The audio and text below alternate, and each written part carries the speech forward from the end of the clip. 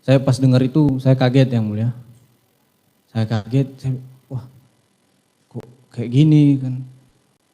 Sampai maksudnya sampai kok bisa sampai ada ya Joshua bisa lecehkan ibu kan. Saya kaget juga.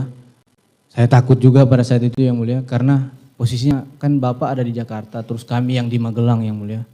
Jadi takut Bapak marah ke saya kan.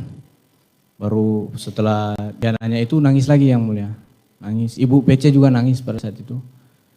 Terus dia lihat ke saya yang mulia. Dia lihat ke saya. Jadi memang kurang ajar anak itu. Dia langsung bilang, memang kurang ajar anak itu.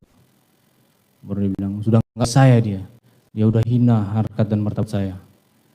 Baru dia bilang, dia pegang kerannya bajunya yang mulia. Dia bilang, ada gunanya pangkat saya ini, Cat. Kalau keluarga saya dibeginikan.